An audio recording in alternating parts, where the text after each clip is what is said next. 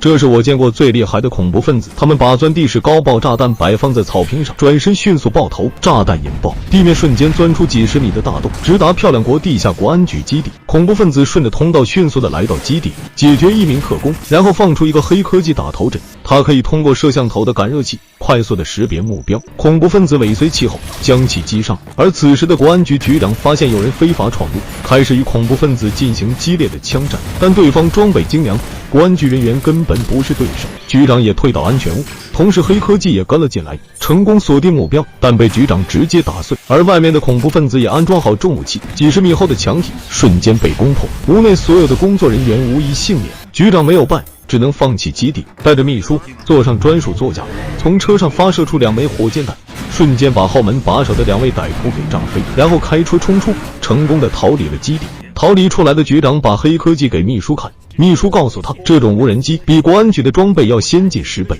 局长感觉这次袭击不简单，肯定是内部人员干的，所以我们需要找外援来调查此事。而外援去哪里找呢？当然是在关押重刑犯的监狱，而他就是重刑监狱的王者。因为狱警知道他的厉害，所以手链和脚链从不离身。局长来到监狱，见到重刑犯阿文。阿文曾是顶级特工，因当年不服将军向平民开炮的命令，被判入狱20年。而局长就是阿文当时的队长，所以现在的阿文并不待见局长。当局长告诉阿文，我们曾经的16名队友全部被杀害，现在需要他的帮忙。阿文缓缓地坐了下来，询问要他怎么做。局长告诉他，明天12点6分远走高飞。第二天，阿文被安排照常放风。他看了一下墙上的时间，12点4分，然后给了狱警一个微笑，随即直接开干。两狱警根本反应不过来。虽然阿文戴着手铐和脚铐，但丝毫不影响他的发挥。很快2名狱警就被打倒在地，他迅速地拿到钥匙，解开自己的脚铐，逃到了一个洗衣房，拿警棍锁住大门。现在是12点5分，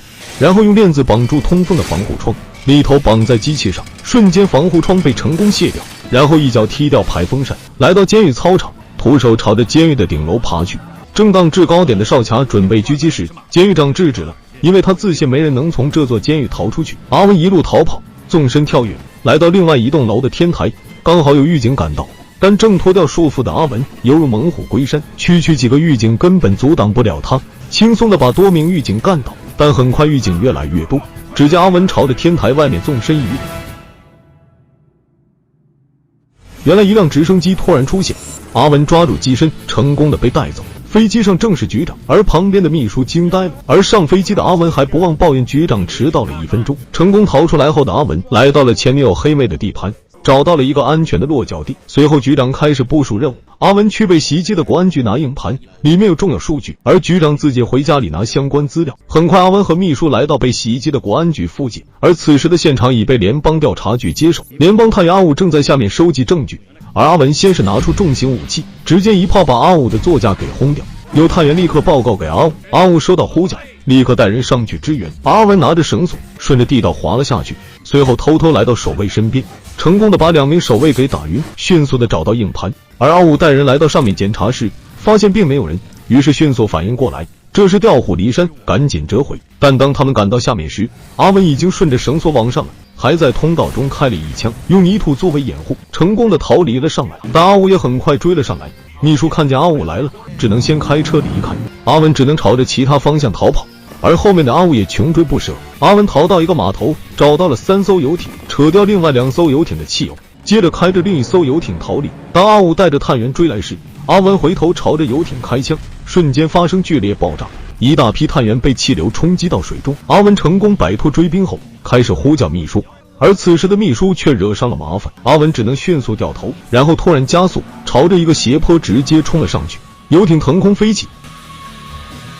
直接把一辆警车给碾压，成功的停在了桥中间，紧接着迅速的下船，头也不回的从特警眼前经过。游艇发生巨大爆炸，特警被气流震飞。阿文潇洒的来到车上，而一旁的秘书被震惊到了，随后开车迅速离开。但等阿文回来后，在电视上看到局长房子因煤气泄漏发生了爆炸，局长当场死亡。阿文知道这不是意外而是谋杀，现在的他们只能靠自己找出真凶，于是开始和秘书研究硬盘里的东西，但硬盘里什么都没有。突然阿文发现了硬盘的端倪，于是用夹子取出了一个条形码，把条形码放在了射光灯下，果然出现了很多照片，全都是一些国会议员的资料，其中一张就是所有成员要参加一个酒会的信息。随后阿文装扮成服务员来到了他们的酒会，在这里阿文看见了自己以前的将军，他慢慢靠近将军，打算偷听一些信息。原来现在的将军已经是国防部部长了，他正在和旁边的将军谋划着一场惊天阴谋。部长想在明天总统演讲时结识总统，推翻他的政权，然后自己上位。回到家的阿文看着部长虚伪的演讲，他决定要阻止部长的阴谋。阿文先是叫秘书攻破国防部的系统查看异样，很快秘书从系统中找到了部长步兵的证据。随后阿文偷偷找到联邦探员阿武，把部长要造反的消息告诉了阿武，并且还把调兵的证据给了他，随后独自离开了。第二天阿武找到阿文，告诉他可以采取行动，但不能找内部人，因为他是部长，在证据不足的情况下不能轻举妄动，他们只能找外援。随后阿文找到以前玩机车的兄弟，兄弟听到是解救总统，瞬间来了兴趣，立马调动所有的手下做准备，人手是够了，接下来就是搞武器。他们先是利用2位性感美女拦截了一辆大卡车，两司机看见美女有赖，瞬间觉得自己桃花运来了，但突然多辆机车出现，前后堵住卡车，下来10多名兄弟，司机瞬间解释车装的奶酪，大家随便吃。打开卡车大门，里面果然是奶酪，但奶酪的后面有夹层，里面全是各种最新的武器。两司机看到惊呆了，人手武器都有了，接下来将准备战斗。而在白宫这边，总统正在演讲起劲的时候，突然整个白宫停电了，国防部长顺利的掩护总统撤离。来到一个大厅时，突然多名武装分子出现，对着随行人员一顿的射击，很快多名贴身警卫就倒地了，最后只剩下了总统。而此时的部长也露出真面目。与此同时，阿文的车队通过抄小路绕开了部长外围的警戒线，但在快要达到白宫时，遇到了坦克的拦截，众人只能迅速下车，坦克一炮打了过去，只是摧毁了车辆。众人已经来到坦克面前，用千斤顶把它直接顶了起来，坦克瞬间失去了战斗力。随后阿文等人来到车顶，直接用切割机把上面给切开，成功劫持了一辆坦克。阿文开的坦克从旁边的小汽车身上直接碾压了过去，顺利的来到了白宫外面。正在部长还在和总统磨叽的时候，坦克一炮直接朝着白宫轰了过来，阿文也迅速的通过窟窿攻击了进来，恐怖分子来不及反，很快就被阿文和阿武解决一大半，部长只能带着总统撤离。而在另外一边，有人却押着局长等人路过，被阿文和阿武发现，直接给拦截了下来。原来局长和16名队友并未牺牲，部长只是把他们关了起来，打算把叛变的罪名安在他们身上，部长好顺利上位。但这一切的阴谋都被阿文给破坏了。随后局长和阿武留下解决其余的叛军，而阿文去救总统，但追到外面时已经晚了，总统已经被挟持上专属列车逃离了。但很快阿文弄来了一辆超跑，在大街上直接飙到了200多码，成功的追上了列车。而接下来的骚操作绝对让你意想不到，阿文直接把超跑开上了轨道，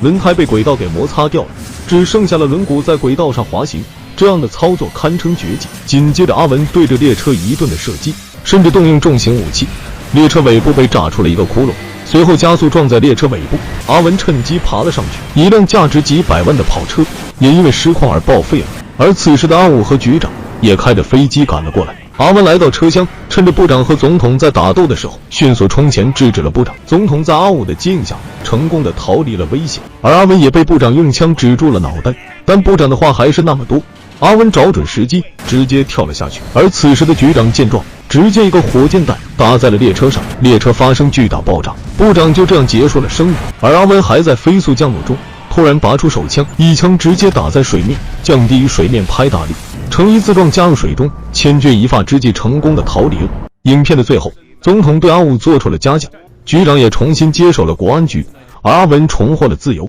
还抱得了美人归。